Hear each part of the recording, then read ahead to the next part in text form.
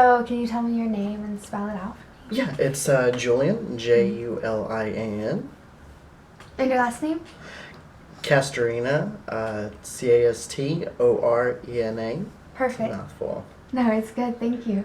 All right, so tell me what you do. So I'm a videographer. I pretty much film anything and everything. My bread and butter is weddings at the moment, but right now I'm trying to do like short documentaries over people. Nice. How did you get into weddings? So actually, I've always been a creative person ever since I was a little boy. When I first was taken to the movie theater, I always knew that I wanted to be behind the camera. And so I actually went to the UNT film school program. And as soon as I graduated, a friend had reached out to me and was like, "Hey, do you want to film my wedding?" And I was like, "Sure, why not?" And then just one thing led to another, and I started getting more clients, and essentially that's just basically what I do now. Yeah. What were some of the challenges you faced when you first started doing weddings? It's a different kind of approach than it is to filmmaking. Where you're making a movie, you have second takes. You can redo something if it's not perfect. With weddings, it's a one shot. You only get one first kiss. You can't remake it. So learning that, and then learning how to capture audio was another challenge as well, and how to basically craft a story with someone else's life. That was a challenge. Right. Yeah. So can you tell me about some of the films or documentaries you've done in the past?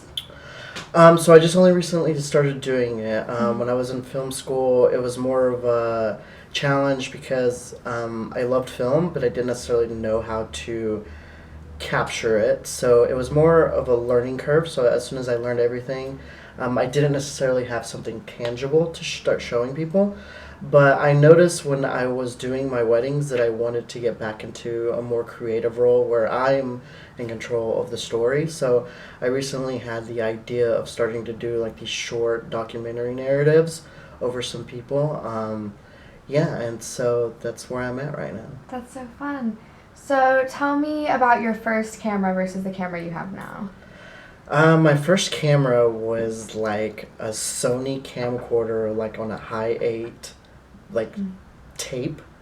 I got it when I was probably in 6th grade. I still have some of the attempts of making movies. It was like an awful camcorder. I still have it. Yeah. That's so funny. And your camera now? And now I have just a Sony A7 III. Of course, it's miles better than my camcorder, and of course with technology nowadays, it's just so advanced, and it's like pretty much like one-stop shop for me. I can do almost anything on it. Yeah. Where do you see yourself 5 years from now?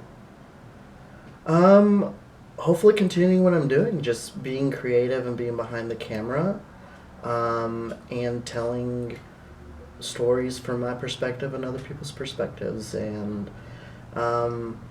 when you touch people's hearts, the possibilities are endless. Yeah, that's great. So do you think that you'll continue to be a part of the Dallas community?